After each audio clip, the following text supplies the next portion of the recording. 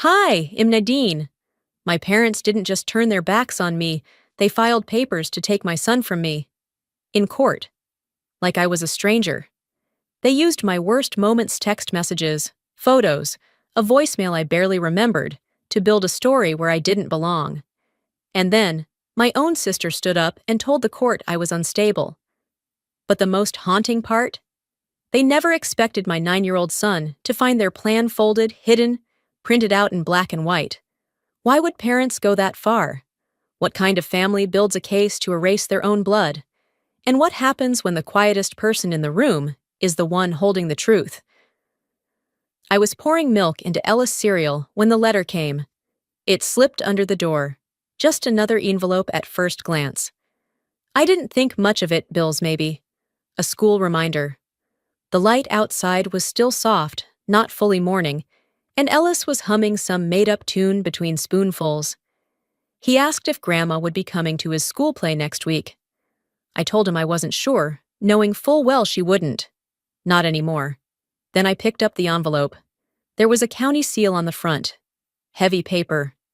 My hands stopped moving. I read it once. Then again. My throat dried up. Petition for temporary custody. Filed by Alton and Vera Shipman, my parents. I must have made a noise, a small one, because Ellis looked up and asked if everything was okay. I smiled thin, too quick, and told him to finish his breakfast. My hand trembled as I tucked the letter behind the toaster, like hiding it would undo it. The rest of the morning moved in pieces. I packed Ellis lunch, walked him to school, even waved at the crossing guard like always. But the letter stayed in my head, loud as thunder. My own parents, taking me to court, over my son. Back home, I sat at the kitchen table and tried to make sense of the timeline. We'd never been close. Vera made that clear years ago. She said I was dramatic, sensitive, not built for motherhood. I remembered her words after Ellis was born. You're exhausted because you make it hard on yourself. After the divorce, I let them visit Ellis sometimes. Supervised, brief. I thought I was being generous. I thought, maybe peace could be manufactured if I just kept the volume down. But peace wasn't what they wanted. They wanted control. And when they couldn't get it gently, they filed for it. I called Vera. It rang once before she picked up. Did you get the letter? She asked. No warmth. No pretense. You filed for custody, I said. It sounded absurd out loud. This isn't personal, Nadine, she said flatly. We're concerned. Concerned. That word again. A weapon dressed in etiquette. Alton came on the line, his voice clipped like he was giving instructions to a patient. We've consulted professionals. We just want what's best for Ellis. I am what's best for Ellis. It's not about you. I am your daughter. He didn't respond. The line clicked dead.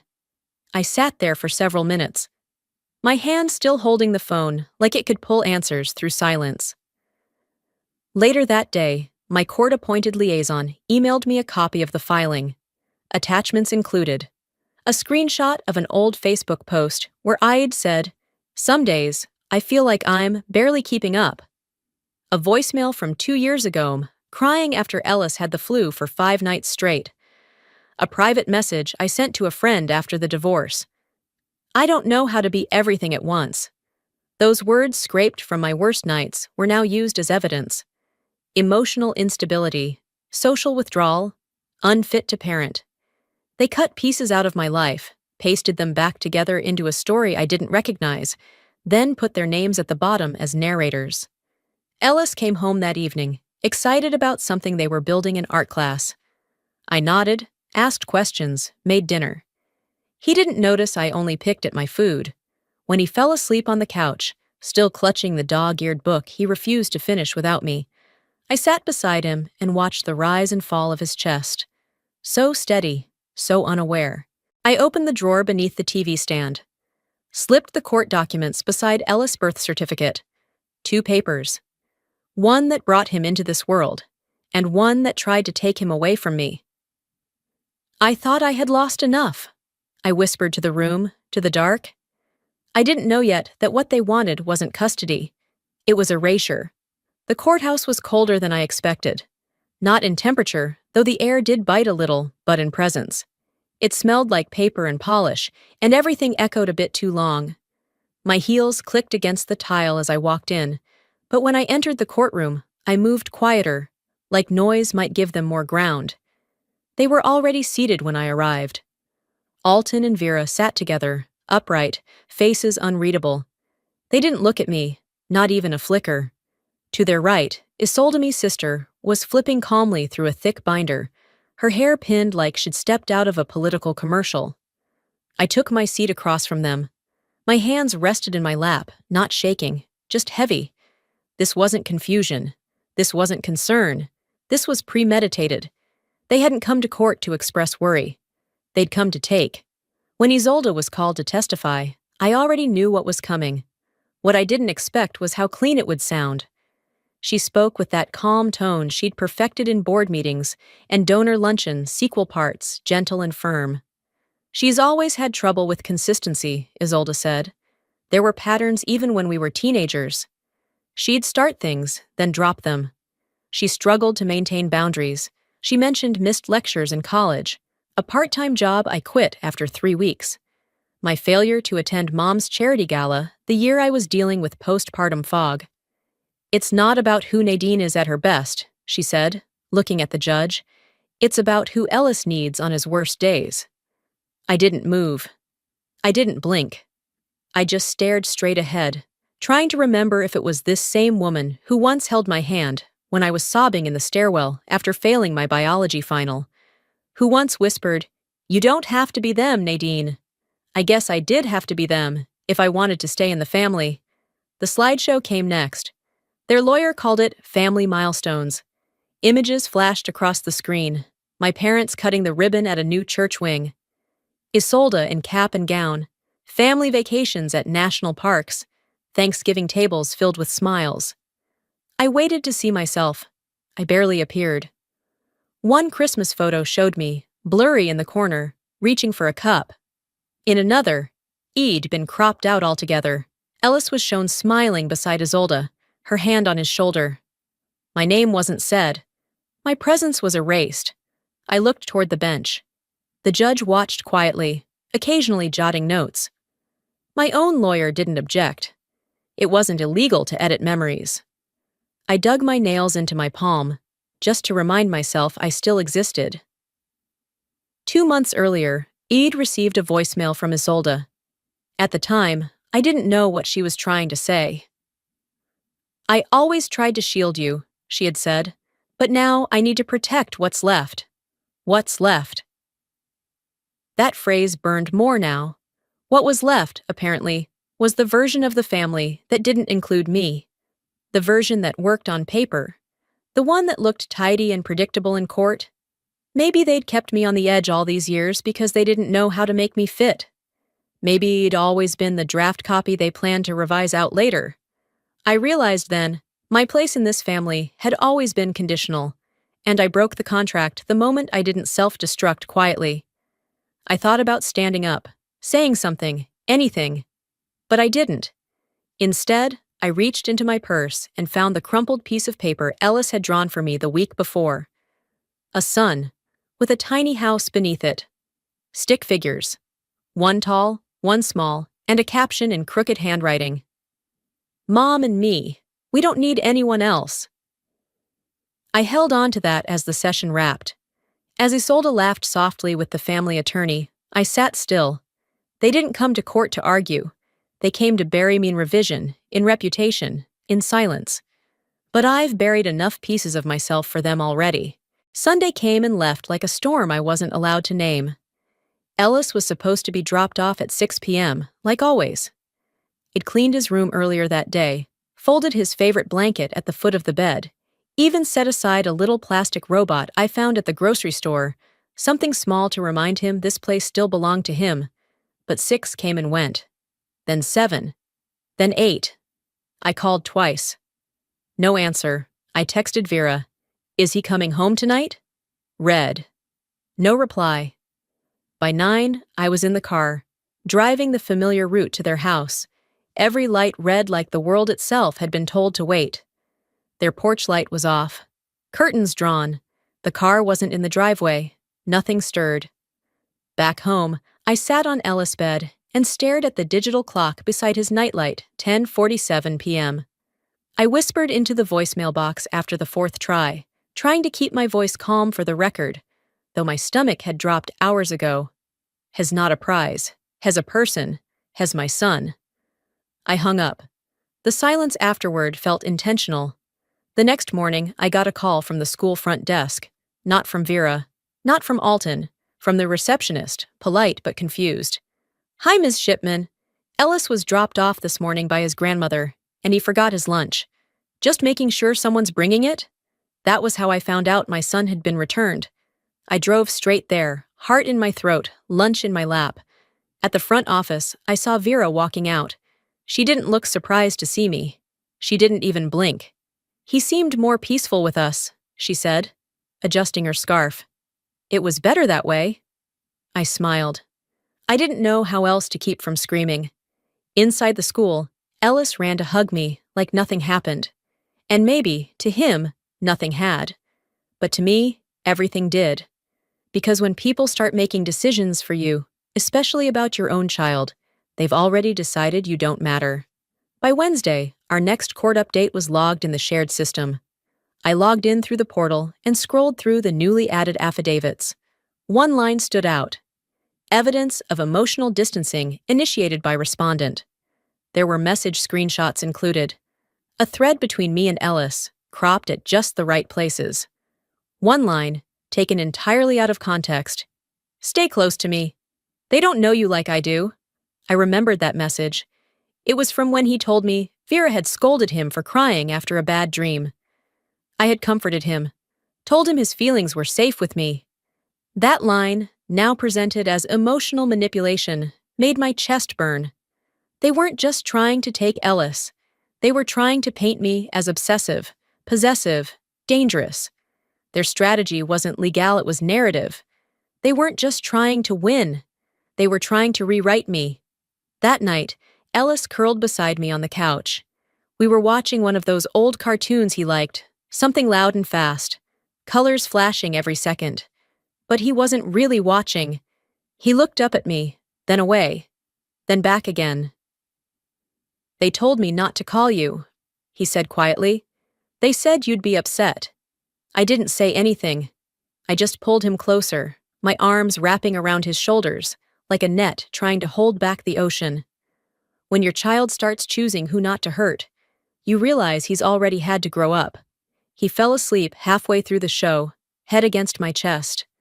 I watched the light of the screen flicker across his face and wondered how much he understood.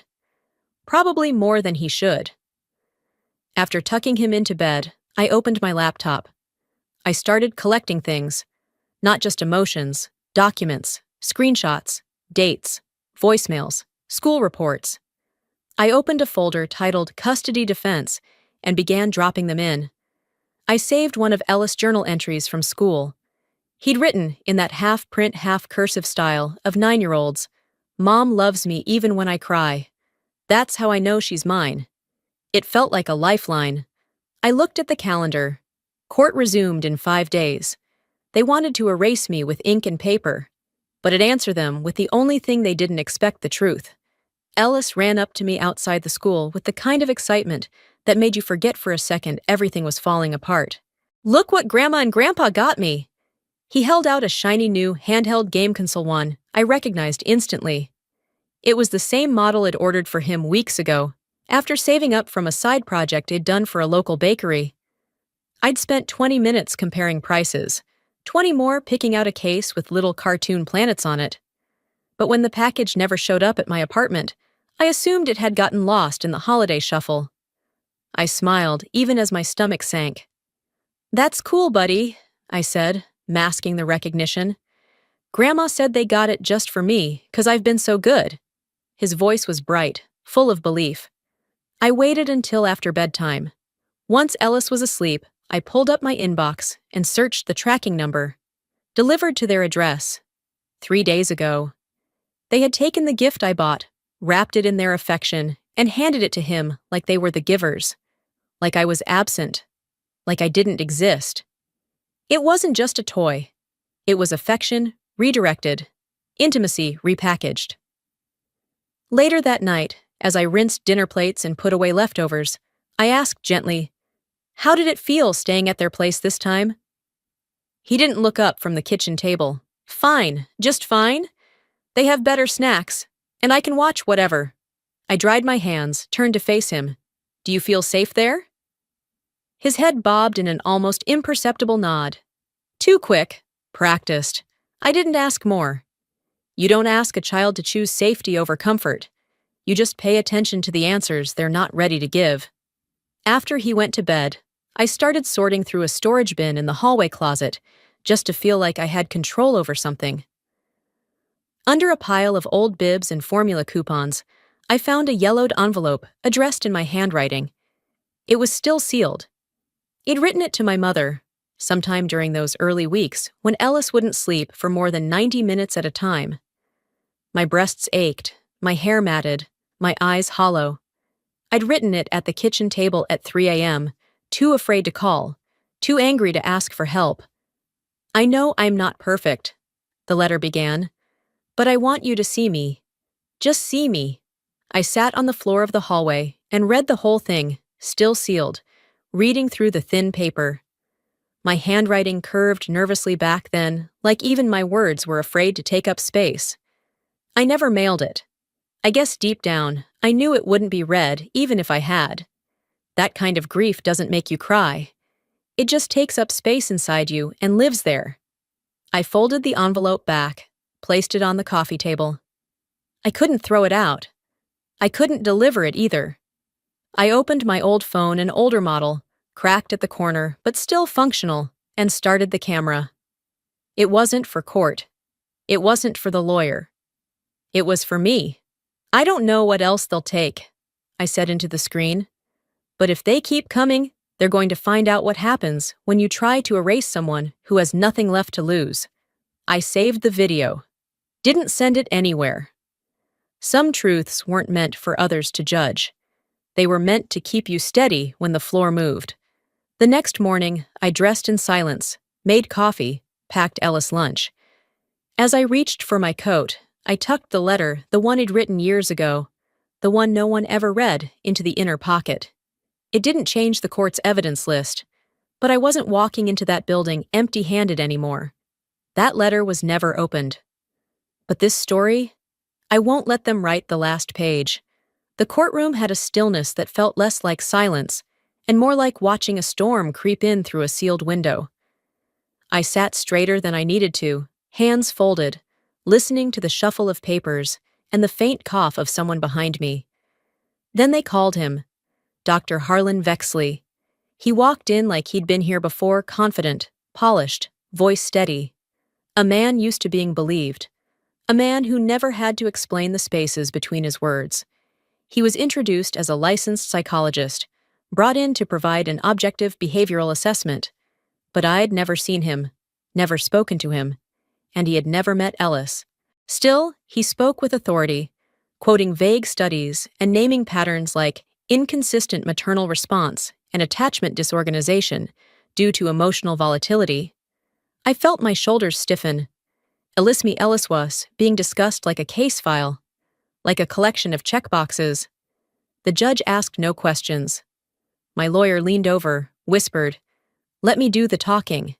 I nodded, because my voice was already being overwritten in real time. Dr. Vexley claimed Ellis displayed hesitation in relational alignment, that his drawings showed maternal anxiety symbolism, whatever that meant. My son draws dragons and planets 9. Then came the dagger. In my professional opinion, the child's current living environment may be contributing to developmental confusion and emotional unpredictability. I stared at him, my pulse so loud I could barely hear his next sentence. Not once did he say the word love. When it was our turn, my attorney stood and asked plainly, "Dr. Vexley, have you ever observed Ms. Shipman in person?" "No." "Have you ever spoken directly to Ellis Shipman?" "No." "Then your entire testimony is based on documents provided by the plaintiff, correct?" "Correct. It should have been enough to break him. But it wasn't. Because he didn't need facts, just tone. Words like concern, emerging patterns, suggestive behaviors. They floated in the air, dressed like science, but built like insinuation. I sat there, letting each phrase land, letting each pause underline what no one dared say out loud. She is the problem. The judge nodded, made a note. That's all it took. Then came Exhibit B. The plaintiff's counsel handed over a folder marked historical medical concerns. Inside was a document I recognized and didn't. A postpartum evaluation from when Ellis was a newborn. Only it wasn't accurate. The name of the clinic was correct. The counselor's name, yes. But the date was off by a year. And the language? The words weren't mine. It described prolonged episodes of detachment, refusal to breastfeed, and disassociation under stress. I remembered my sessions. They were hard, but I showed up. I cried, I talked. But I was never diagnosed. I was told I was tired, human, new. I leaned in, whispering to my lawyer, "That's not real. That's not what was written." He nodded once, raised his hand. The judge paused and agreed to review the original medical record before ruling on the exhibit's admissibility. But the seed was planted, and they knew it. I didn't react. I didn't flinch. I let the accusation hang in the air and chose to respond with something harder than anger, stillness. Because that's what they were trying to steal. My calm. Vera sat across from me, writing notes like she was documenting a museum display. Isolde sat beside her, arms folded, like she'd already accepted the judge's ruling. They didn't speak. They didn't need to. Their silence was its own declaration. But I wasn't sitting for them. I was sitting for Ellis. I took a breath. They wanted me to crumble, to fit the frame they built. But I wasn't going to oblige them. I could feel the shape of my strength now. Not loud, not sharp, just there. After court, I drove home without music. Ellis was with a sitter. The house felt too still, but for once that wasn't a threat. It was room. I opened the drawer beside my bed and pulled out the file I'd started 3 weeks earlier. Pay stubs, teacher notes, Ellis attendance record, photos of birthday cakes made in my kitchen, a note from his dentist. No missed appointments. I laid them out like armor. They wanted to bury me under paperwork. I'd answer with mine. And this time, the words would be true. The first thing I noticed was the phrasing. I had gone down to the courthouse clerk's office to request copies of recent filings. It was a routine part of this hellish process, now more folders, more ink, more words meant to reduce my motherhood to a mistake. I was skimming through the latest motion when the language stopped me cold. In a section labeled Custodial Notes, Ellis was referred to as the child of the respondent. Not her son, not Ellis Shipman, just that clinical, distant, and deliberate. The same way you'd describe a missing briefcase or a misplaced invoice. I kept reading. In the part where the court typically lists primary caregiver, the line beside my name was left blank. Blank. I blinked, reread it, and set the paper down slowly, careful not to crumple the edge like it was something alive. My fingers felt colder than they should have, and the room, the beige walls, the fluorescent lighting suddenly pressed in on me like a sealed box. I walked out into the sharp air of the parking lot and sat in my car without turning the engine on. The word respondent echoed louder than the heater ever could. Later that afternoon, I picked Ellis up from school. He was waiting by the main entrance, swinging his backpack like nothing in his world had shifted. His cheeks were red from the cold, his smile unbothered. "They taught us a new song in music today. You want to hear it?" I nodded. "Of course!" He hummed the first few bars as we walked to the car. It was off-key and perfect. I didn't mention the document. I couldn't, because no matter what language the court used, he still called me Mom. At home, I made dinner while he sprawled on the floor, half playing, half humming. I offered to help him clean out his backpack before he returned to his grandparents the next morning. He groaned but agreed. "Let me grab it," he said, dragging it toward the table. As we unzipped compartments and dug through snack wrappers and folded worksheets, something caught my eye. A folded piece of paper tucked in a hidden zipper pouch on the back. "What's this?" Ellis paused. His face went still. "I don't know if I was supposed to take it. I found it at Grandpa House, behind the desk." I opened it slowly. The page was printed, the header marked with a date from 2 months prior. Guardianship Strategy, Contingency Plan A. My vision narrowed. Paragraph after paragraph laid out talking points, phrases to use in court, strategies to emotionally distance Ellis from me while maintaining the appearance of moral clarity. It was signed digitally by someone from a private law office I hadn't heard of before. Ellis stood silently, waiting. I folded the paper shut. "Why didn't you show me sooner?" He hesitated, then said, "I didn't want to make things worse." I thought, maybe it'd be better to wait, for when it really mattered. That undid me. I crouched down, pulled him into my arms, and finally let myself cry. Not loudly, not with drama. Just enough that he felt it on the side of his neck, where my cheek rested. I've been collecting receipts, I thought, but he collected the truth. I didn't ask more. I didn't need to. Whatever instincts I had that were supposedly unstable had raised a boy who knew the weight of silence and when to break it. After he fell asleep, I sat at the dining table with the letter open again. I read every word twice. I scanned it, saved it to a secure folder, and emailed it to my lawyer with a subject line that read, "Found by Ellis. Confirm admissibility." Then I whispered something aloud, to no one. They made their move. Now I'll make mine. I slipped the paper into a plastic sleeve and filed it in my binder. A quiet weapon, because no one expects a mother to fight back with silence, until that silence holds their secrets. The manila folder under my arm felt heavier than it was. I clutched it like armor as I walked into the courtroom that morning, my heels firm against the tile floor. Not fast, not slow, just deliberate.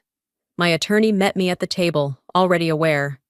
"We got the confirmation," he said, nodding toward the folder. "It's admissible."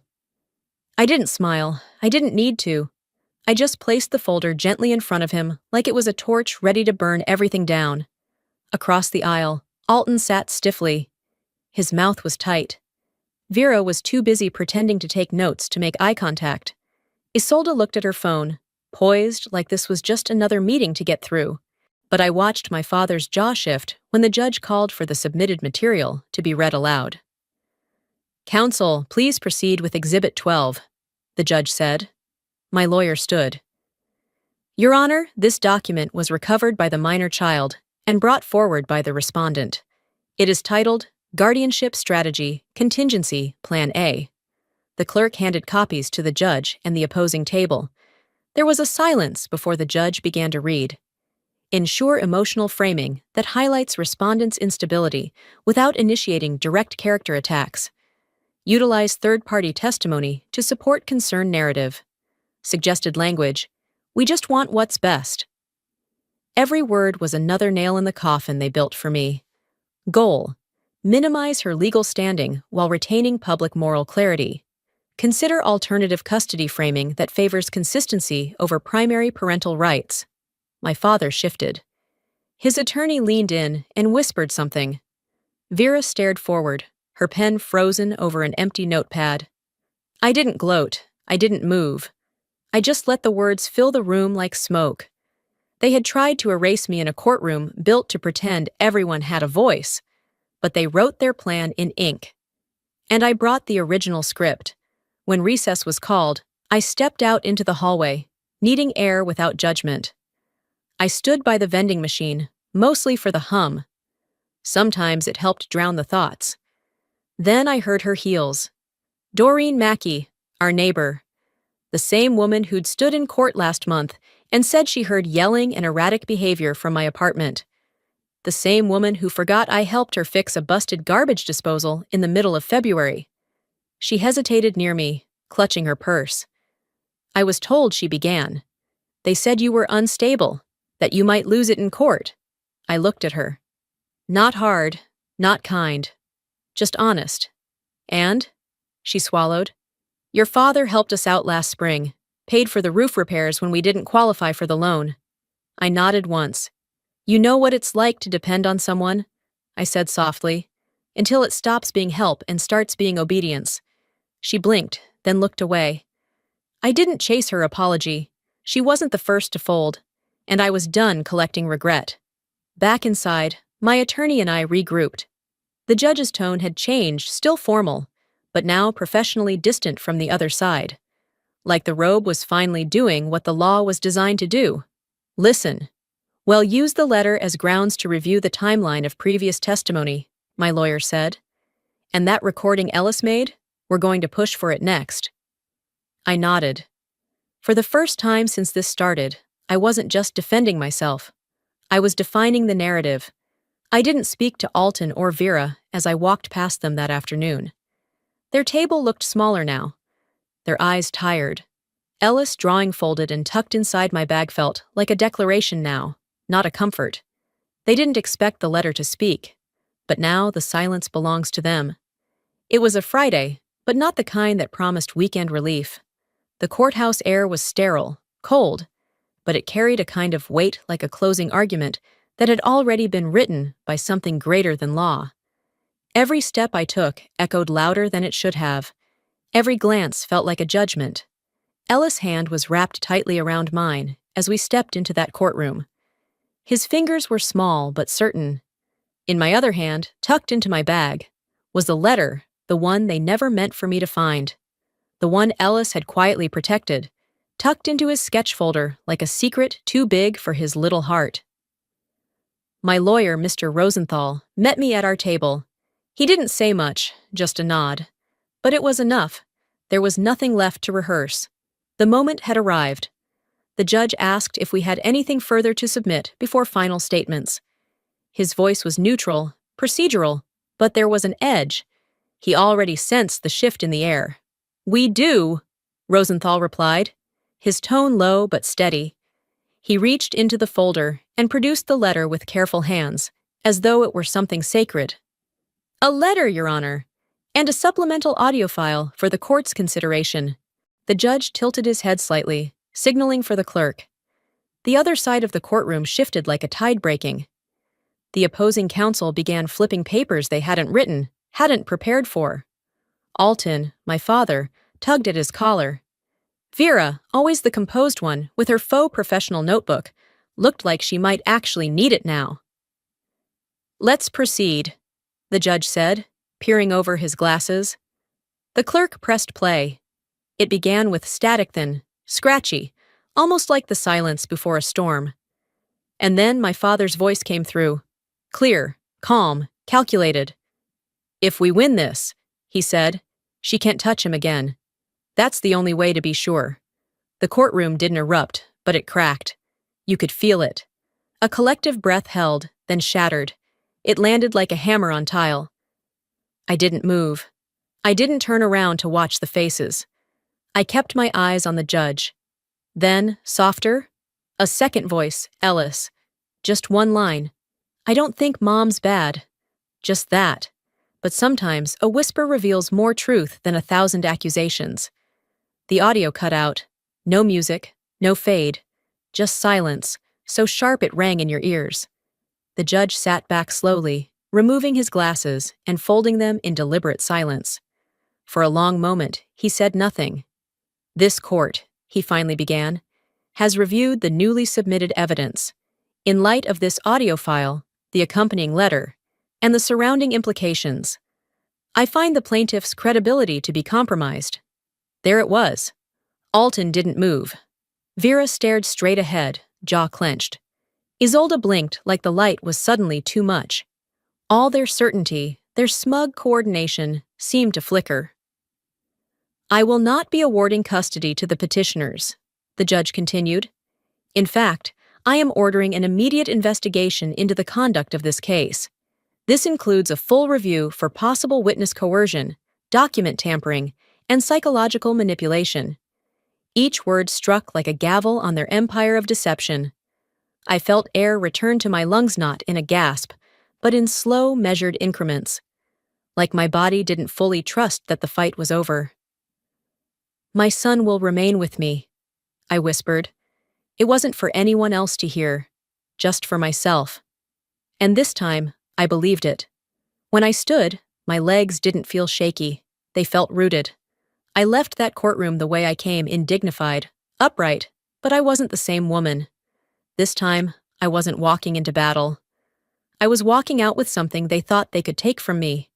In the hallway, Isolde passed by without meeting my eyes. Vera muttered something bitter. "You were lucky, I think." I didn't respond. Luck doesn't scan documents. Luck doesn't record audio. And luck didn't hand me that letter. Ellis did. Just outside the courthouse, he ran up to me, his coat flapping open, drawing folder clutched under his arm like it held the world. "Did we win?" he asked. I knelt down, brushing the hair from his forehead, looking into the eyes of the boy who had held onto more than just a drawing. "We told the truth," I said. He nodded like that was all he needed. Maybe for him it was. As we crossed the parking lot, I reached into my pocket and touched the letter again. Folded, worn at the edges. It wasn't written for court, but it carried more weight than all the affidavits and motions combined. That letter didn't appear on any official timeline, but it rewrote everything. They built a story without me. I just tore out the last chapter. Justice gave me space to breathe. Healing, though? That would be the long walk home.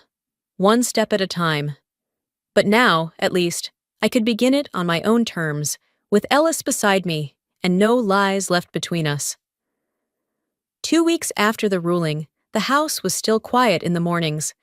The difference was, I could hear the quiet now, without wondering what else they might take from me. Ellis sat at the kitchen table, legs swinging beneath the chair, spooning cereal into his mouth like it was just another Tuesday. Because to him, it was. No court today, no suit to iron, no folder to double-check. Just him and me, and the sound of a spoon tapping a ceramic bowl. I didn't bring up the verdict. I didn't bring up the silence from the other side either. No phone call, no message, no dramatic fallout. Except for one thing. Isolde had sent an email. 2 words. "I understand." I never responded. Sometimes the most powerful thing you can say is nothing at all. Later that week, I walked Ellis to school. A neighbor who hadn't so much as looked at me in 6 months gave a soft wave as she trimmed her front hedge. A mom from Ellis' class leaned toward me at pickup and whispered, "You were braver than most of us would have been." I nodded. Not because I believed it, but because I was still trying to figure out what bravery even meant anymore. Alton and Vera still went to church every Sunday, still hosted community luncheons, still smiled in photos with their mouths pressed into a line that only looked like joy if you didn't know them. Pretending like nothing happened was their specialty. But I knew, and they knew I knew. People don't always have to say they're sorry to feel shame. Sometimes silence is their sentence. I hadn't been back to their house, not since all of this started, but I passed it once last week, driving Ellis home from school. The curtains were drawn, the yard too neat. Ellis didn't ask to stop. That night, I dreamed he stood at the edge of their driveway, holding the letter again, the one they never meant for me to see. But in the dream, he didn't hand it to me. He let it go, and the wind carried it away while he walked toward me without a word. I woke up and opened the drawer where I kept his birth certificate. The letter was there too, locked away. Not for revenge, just for remembrance. We didn't talk about court anymore. He didn't ask if Grandpa would ever call. I didn't offer an answer I couldn't stand behind. But healing isn't loud. It's not clean. It moves like water, quiet and unshaped, until it finds its way through. One evening, Ellis came to me with a folded paper in his hands. His cheeks were pink from the cold, his fingers slightly smudged with marker ink. He unfolded the drawing slowly. A house. A sun. 2 stick figures holding hands. Underneath, in his uneven print, "Home is not where people say it is. It's where someone waits for you." I didn't ask who told him that. I didn't ask if it came from a teacher or a book or just his own heart. I just pulled him close and whispered into his hair, "He'll always wait for you." Some promises are too big for courtrooms. This morning, I walked to work my new part-time job at the local community office. It's nothing fancy, filing, phones. But the chair's stable, and no one looks at me like I need to explain the past. I stopped by the corner grocery on the way home, grabbed a bag of fruit, and paused on the sidewalk as the wind picked up. The sky was bruised with winter, but I breathed easier than I had in a long time. They tried to take my name off the record, but my son made sure I was never forgotten. Some stories don't end with revenge. They end when someone chooses peace over silence. In the end, this wasn't just about custody. It wasn't even about courtrooms or legal strategy. It was about being seen, being heard, and refusing to let anyone, no matter how close, rewrite your worth. If you're a parent, a daughter, a survivor of a quiet war like mine, I want you to remember this. Silence can be strength, but only if you use it wisely. You don't have to scream to reclaim your name. Sometimes the most powerful thing you can do is stand your ground with truth in your hands and love in your voice. I wasn't erased. I was rewritten by my own resilience and by the child who never stopped calling me Mom. Now I'd love to hear from you. Have you ever been made to feel invisible by the very people who should have supported you? How did you find your way back to yourself? Drop your thoughts in the comments to read every single one.